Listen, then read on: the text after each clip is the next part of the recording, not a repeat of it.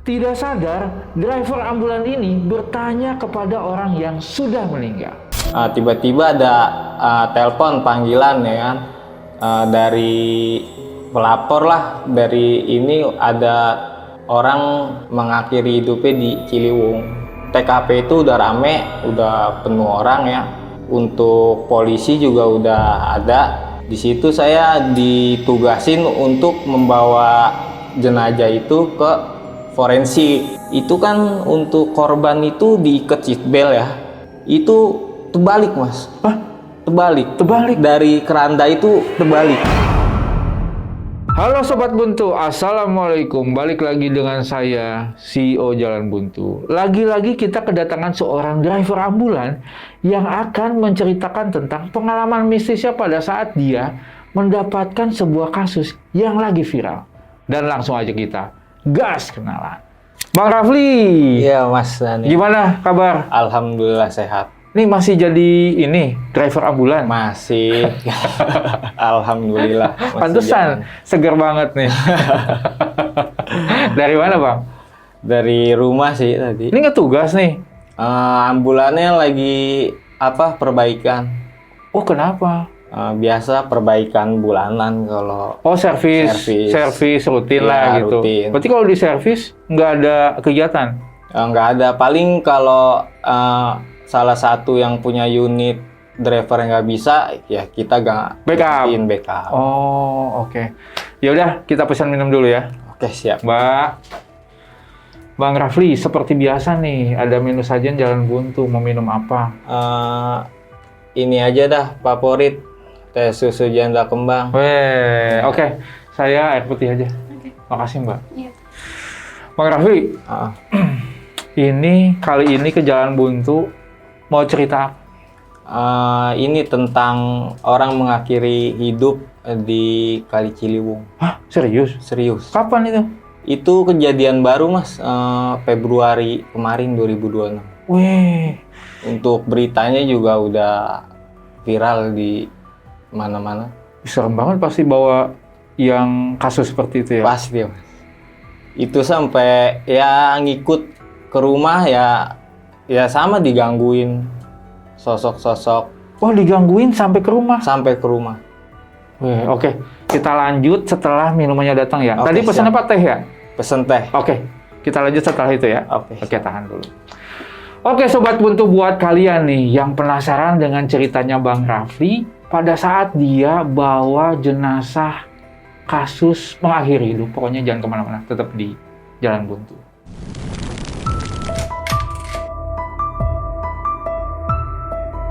Selamat datang di channel Jalan Buntu yang akan menemani malam kalian.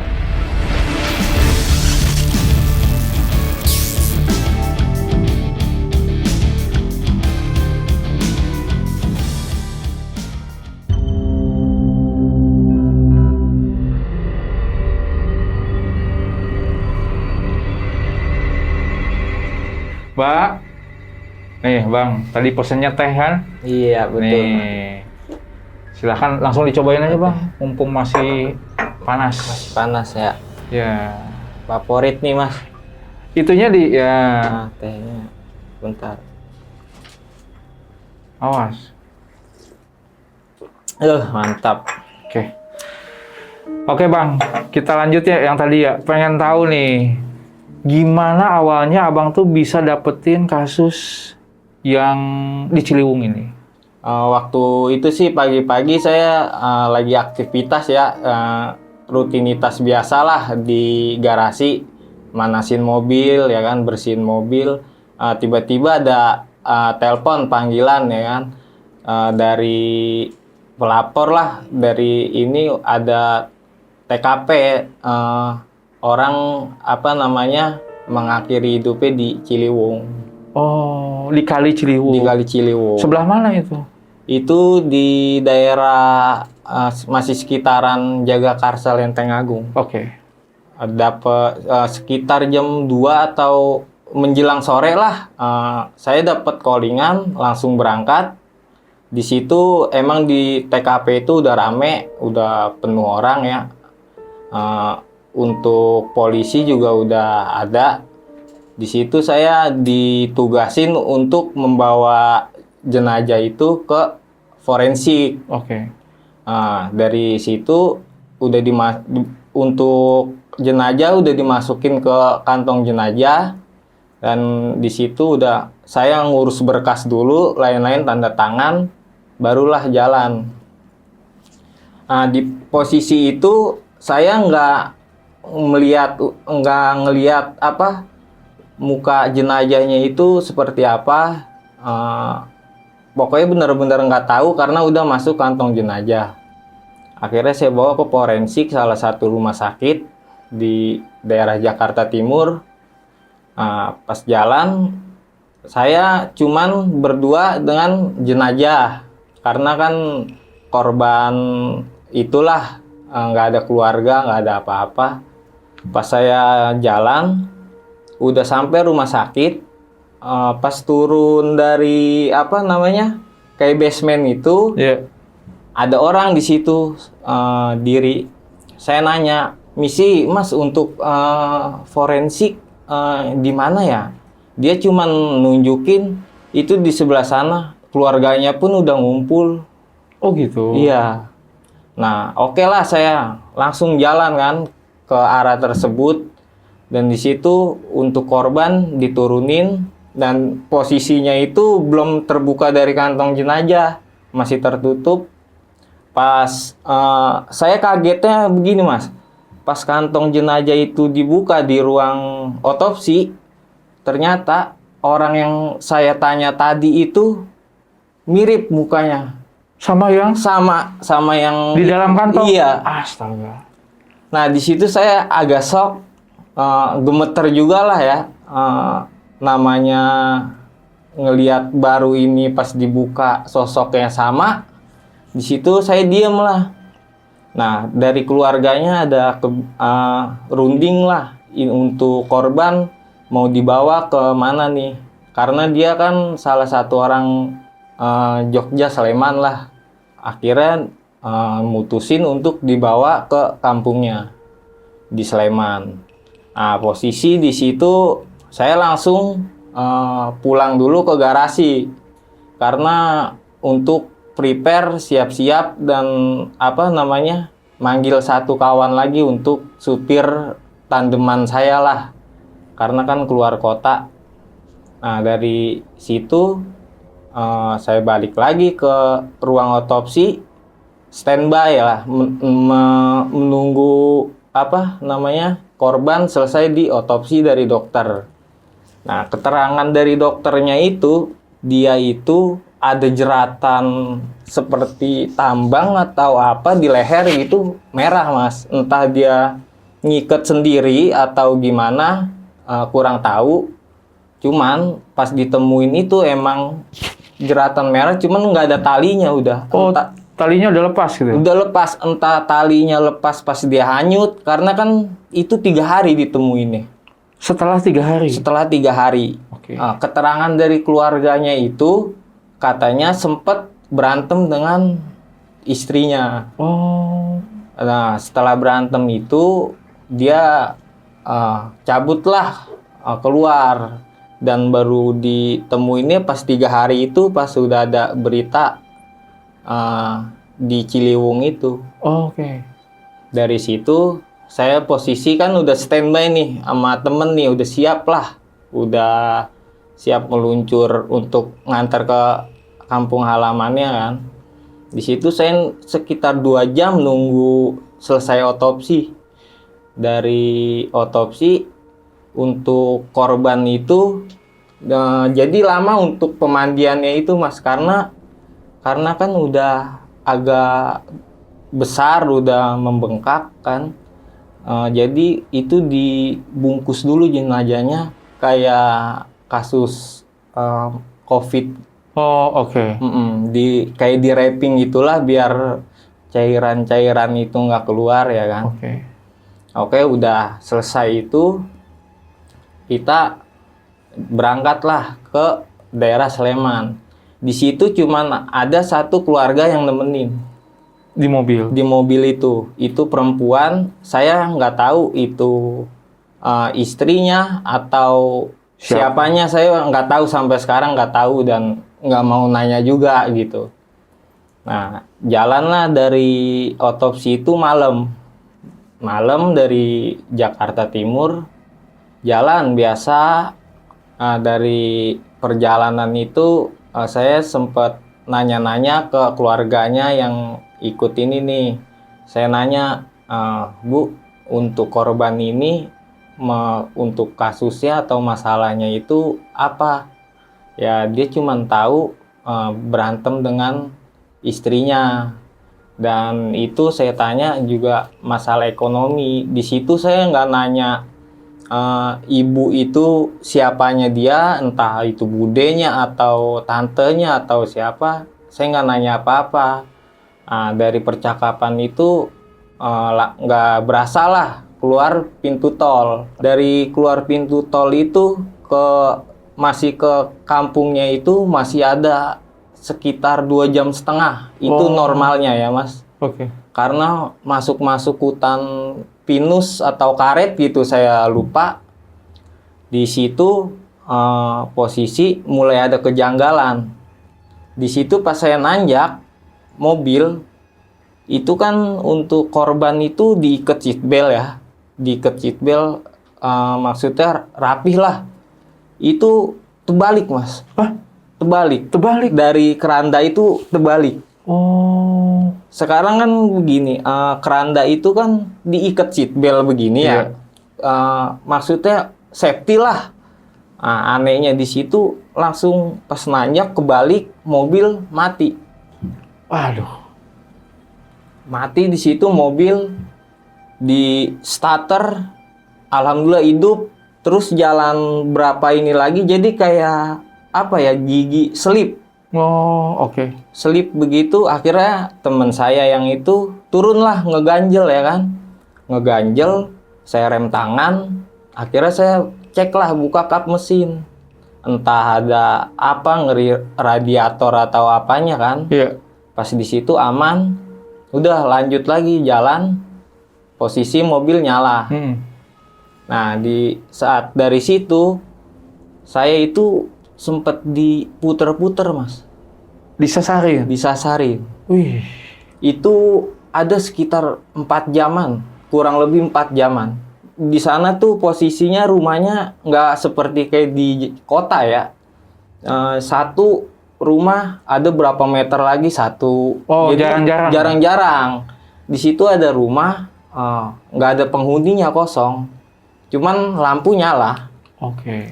Di situ udah sekali saya muter, pas muter kedua kalinya, kita bertiga ini sebenarnya sadar.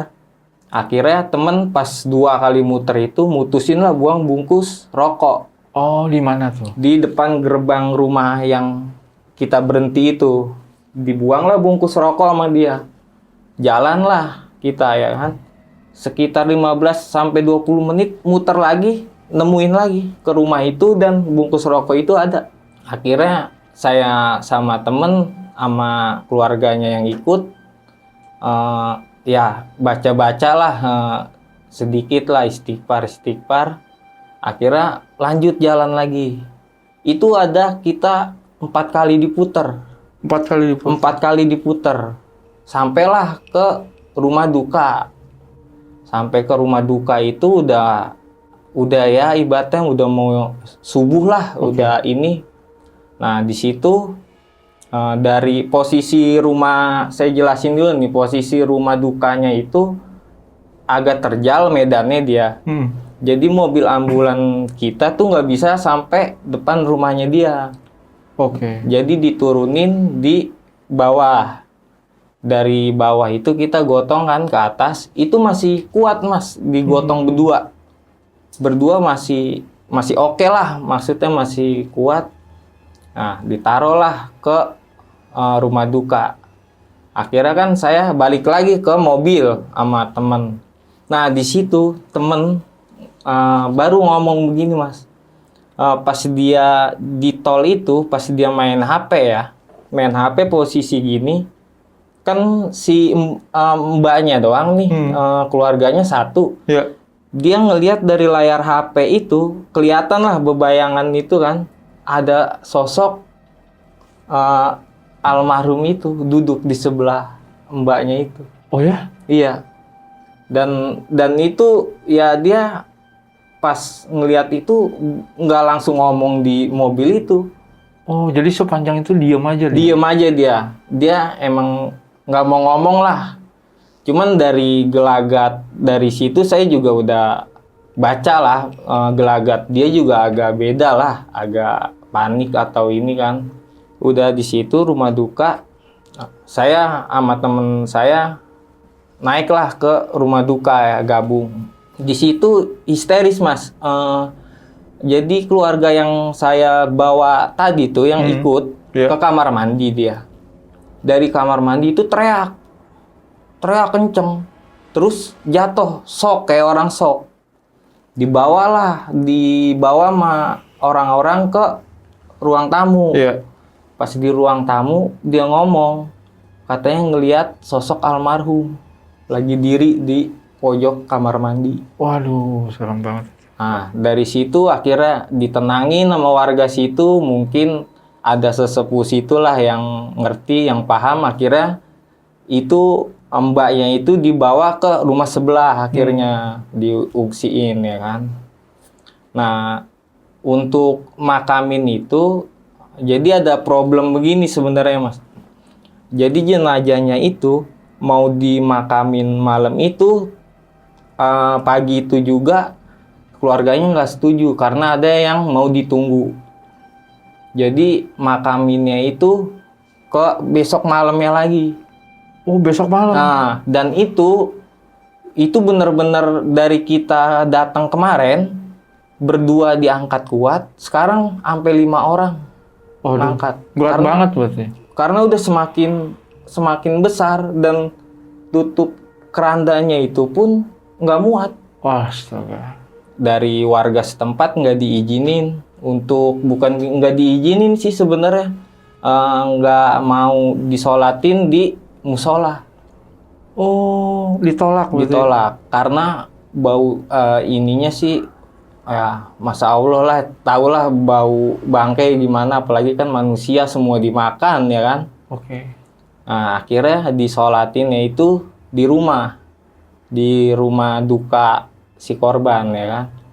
Habis itu untuk bawa ke pemakamannya itu pakai ambulan saya juga. Oh, oke. Karena dari pemakamannya itu lumayan Mas. Jaraknya itu sekitar 2 jam, 1,5 jam lah. Oh. Dari rumah duka itu. Nah, di sini ada entah kejanggalan, entah apa ya, pas perjalanan ke makam, ban depan sebelah kiri saya itu kempes. Jadi ada kendala di situ. Kendala kempes, akhirnya semua rombongan berhenti, kita ganti ban stip dulu. Oh. Ganti ban stip, udah selesai ganti ban stip, oke lah udah jalan. Jalan, sampailah di TPU. Itu nguburinnya malam ya dia. Jam berapa? Itu sekitaran habis-habis Isya lah. Karena kan ada keluarga yang mau ditunggu. Ya. Sampai di pemakaman, itu untuk liang lahatnya itu masih berusaha tukang gali kuburnya itu nyedutin air. Jadi airnya itu keluar dari sela-sela tanah. Dinding tanah. Itu kayak mata air Mas, kenceng. Dia sampai tukang galinya ngomong gini, sebejak-bejak dia gali berpuluh-puluh kuburan di situ belum pernah ada yang namanya air keluar begitu. Karena di situ posisinya kalau di kampung kan jarang rawa. Oke. Ya kan? Karena daratan tinggi begitu. Udahlah di situ ada sekitar 1 jam lah nguras itu. Udah posisi di situ, saya iseng lah nih mundur ke belakangan, duduk, saya nengok. Kalau di kampung itu kan biasanya kayak ada pendopo gitu ya di tengah makam. Saya nengoklah ke pendopo itu. Dan pas saya ngeliat ke pendopo itu ada sosok almarhum. Nah pas saya ngeliat sosok di pendopo itu, saya ngeliat sosok almarhum itu, posisi dia menghadap ke liang lahat lagi kita pada nguburin itu, sosoknya biasa, cuman gemuk, cuman tuh matanya tuh sini kayak ada kantong mata hitam. Oke. Udah gitu gemuk-gemuk, pucat gimana kayak darah nggak jalan gitu. Oh, aduh. Nah, di situ saya nggak ngomong lah, saya diem aja. Itu pun saya ngomongnya pas sudah di rumah duka. Itu pun sama temen driver saya. Nah, dari situ kan selesai nguburin itu malam, Mas. Nah, di situ teman saya itu kekeh mau langsung pulang ke Jakarta. Karena kan mau standby unit lagi.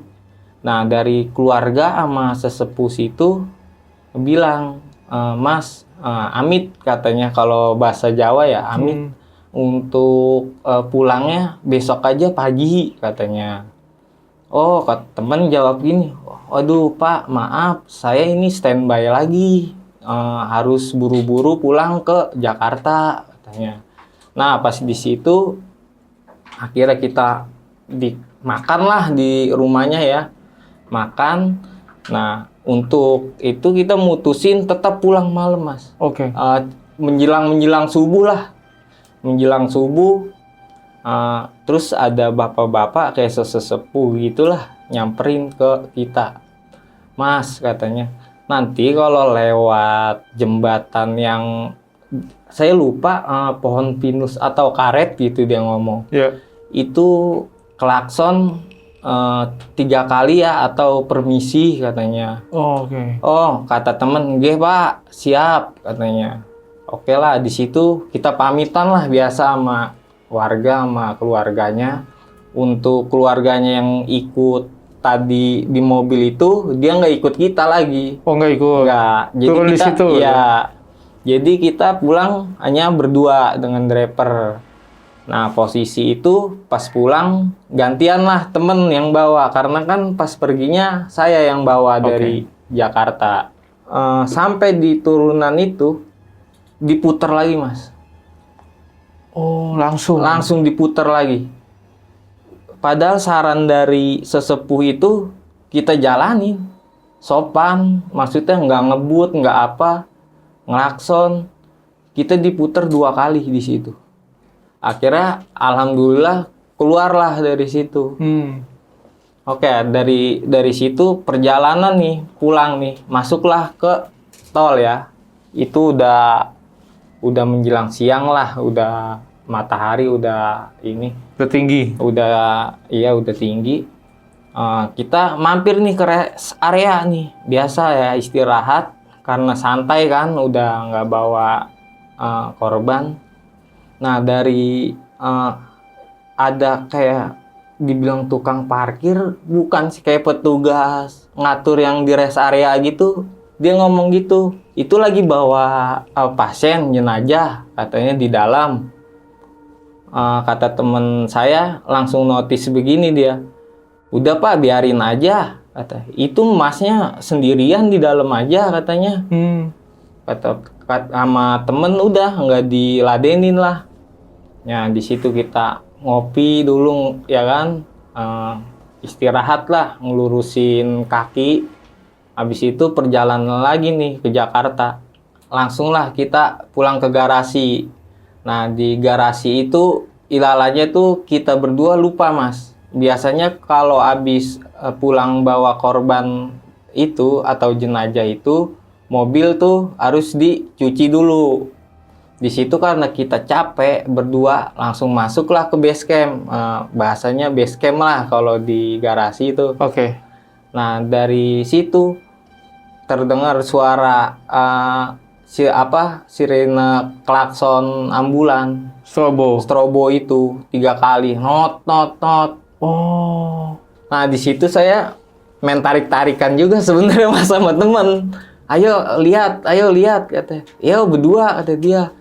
Pas saya buka bagasi belakang, saya lupa. Oh iya, kita belum nyuci katanya.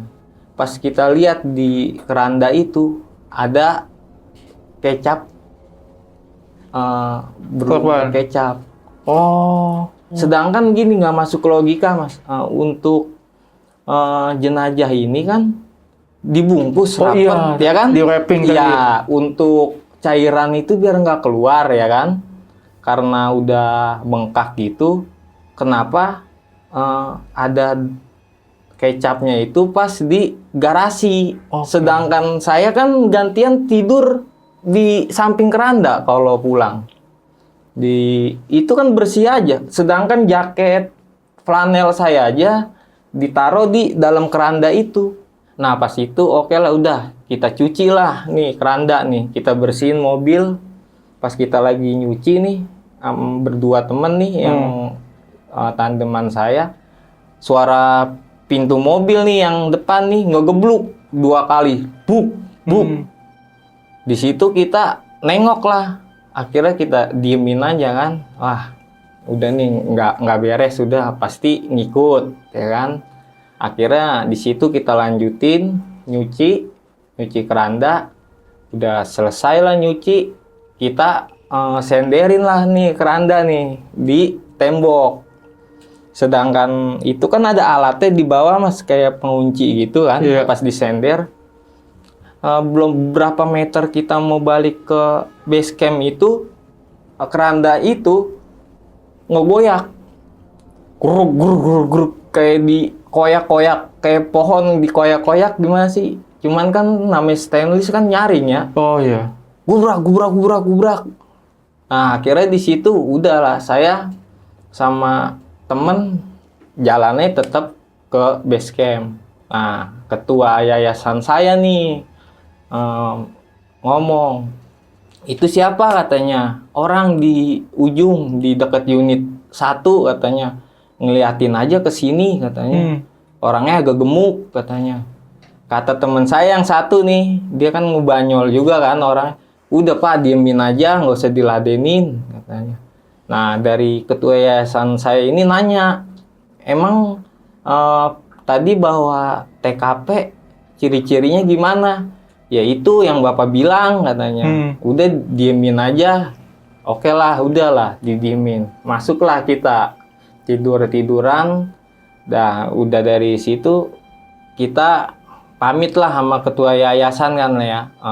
Pulang, Pak maaf kita pulang duluan karena udah jam ini udah habis lah kan. Jam kerja. Jam kerjanya ya kan. Udah habis istirahat juga kan di situ. Pulanglah saya naik motor. Temen pun juga pulang ke rumahnya masing-masing kan.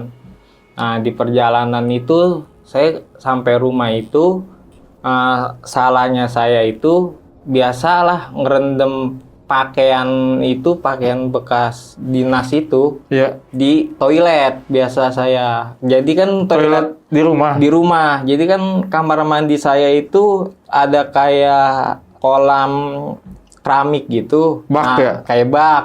Nah, saya rendam lah di situ. Emang kalau ngerendam itu saya bekas kalau kejadian gitu bisa sehari saya rendam pakaian itu. Udah sampai situ saya tidur lah habis rendam itu. Saya tidur, pas saya bangun, mamang saya tuh cerita ke saya, katanya dia ngelihat itu temen lu bukan, kata dia, masuk kamar mandi, kata dia, masuk kamar mandi orangnya gemuk katanya. Oh. Nah, jadi tuh sosok itu masuk ke kamar mandi, mamang saya ngeliat nih, masuk serap. Posisi mamang saya pun pengen ke kamar mandi juga karena ada orang mungkin dia nungguin. Jadi di situ main tunggu-tungguan Mas. Jadi mamang saya nungguin dia keluar, nggak taunya yang di dalam kamar mandi itu nggak ada. Taunya nggak ada? Pas mamang saya penasaran ngecek, kok nggak ada suara air atau apa di kamar mandi. Pas dicek kosong. Nah, di situ saya langsung notice lah begini. Oh, udah pasti ngikut nih. Soalnya rendeman pakaian saya itu direndam di kamar mandi. Kamar mandi itu? Iya, masih di posisi bak itu. Waduh. Terus gimana tuh? Nah, dari situ saya ceritalah mamang saya, ya mungkin ini ngikut lagi pasti, saya bilang. Karena baju saya rendam di kamar mandi itu. Nah, di situ ya saya dioceh-ocehin lah dikit lah sama dia, karena ya emang seharusnya kalau jemur rendam pakaian di luar. Di kantor gitu ya? Iya, kalau enggak di garasi, kalau enggak ya rumah saya kan di depannya juga ada buat tempat cuci tangan, atau ini rendam di luar lah gitu ya. Sempet diocehin juga. Ya sampai di situ aja sih. Oke. Pas ketahuannya itu. Tapi setelah sosok itu ngikutin ke kamar mandi, masuk dan nggak keluar lagi, itu abang masih digangguin nggak sama sosok tersebut atau mamang? Kalau untuk dari kamar mandi itu belum ada gangguan lagi. Tapi beberapa malam lalu saya kan nonton TV nih di ruang tamu. Kondisi rumah itu sepi, nggak ada siapa-siapa. Dari mata saya ngelirik kayak ada sekelibatan gitu lewat ke dapur. Dan ada kayak suara inilah abis sekelebatan itu. Itu rumahnya makin serem dong. Tapi abangnya nggak nyari tahu itu siapa? Bingung juga sih mau nyari tahu gimana ya. Makanya ya udahlah, biarin aja lah. Tapi sekelebat itu tuh bisa dipastiin nggak? Abang tuh ngelihatnya seperti apa? Ciri-cirinya sosoknya itu? Ya orangnya dibilang tinggi sih enggak. Ya pokoknya tuh dia cepet aja gitu mas, lewat. Seret aja kayak bayangan aja gitu. Nggak fokus banget ke dia karena kan posisi lagi nonton TV juga. Oke. Nah, setelah itu cerita nggak sama mamang? Mamang juga ada nggak dihantui lagi setelah di kamar mandi itu? Setelah dari kasus di kamar mandi itu, alhamdulillah sih udah nggak ada. Mamang nggak dihantui? Nggak dihantui. Keluarga pun kayak ibu atau adik nggak ada, alhamdulillah. Tapi nih yang barusan sekelebatan itu, Bang Rafli ini cerita nggak sama mamang? Di situ saya nggak cerita karena di situ posisinya saya kan juga nggak mau tahu ya, maksudnya bingung juga mau cari tahu gimana ya kan.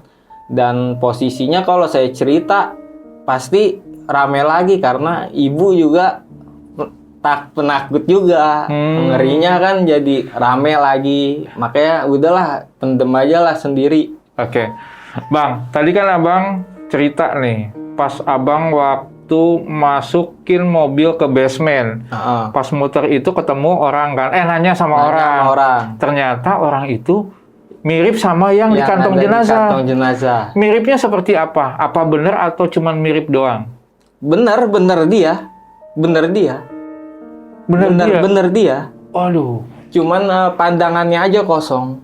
Oh, jadi saya turun buka kaca ya kan, nanya untuk forensik di sebelah mana kan. Ya dia cuma nunjukin di ujung sana, keluarganya juga udah ada yang nunggu, udah pada nunggu katanya. Serem banget itu. Jadi bener itu sosoknya? Iya bener. Yang ada di kantong jenazah? Iya, yakin saya, yakin pasti dia.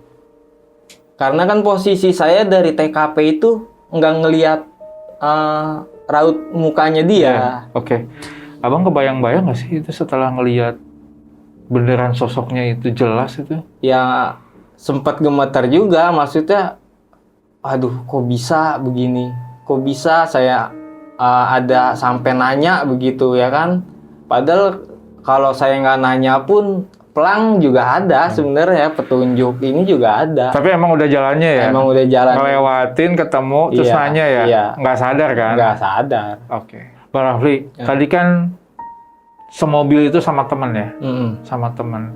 Nah, temen sendiri tuh ngalamin apa? Cerita nggak? Kalau temen sih nggak cerita sih, cuman dia namanya di unit ya, bermacam-macam, udah semua jenazah yang kita bawa. Kalau gangguan itu sih pasti ada, cuman kan nggak tahu itu dari sosok yang mana. Oh, oke. Iya. Dan itu tuh selalu ada pertanda ya? Iya. Nah, berarti yang tadi unit di gubra-gubra gitu masih berarti? Itu masih, cuman nggak tahu dari sosok yang mana. Iya, karena kan namanya unit itu kan masing-masing udah pasti ada lah yang jaga, nggak mungkin kosong. Ya namanya kita bawa jenazah ya kan. Nah, Sobat Buntu, saya mau tanya nih, kalian tahu nggak dengan kasus yang diceritakan oleh Bang Raffi barusan? Atau kejadian ini dekat dengan rumah kalian? Silahkan isi komentar. Bang, Siap. terima kasih nih. Siap. Udah datang lagi ke Jalan Buntu dan cerita lagi ini seru banget. Serem banget. Pokoknya, gimana rasanya sampai ngikut ke rumah? Ya begitulah resiko. Ya namanya semua pekerjaan kan resikonya ada. Tapi ini sampai saat ini masih enjoy? Atau Masih gimana? enjoy. Udah menyatu sepertinya.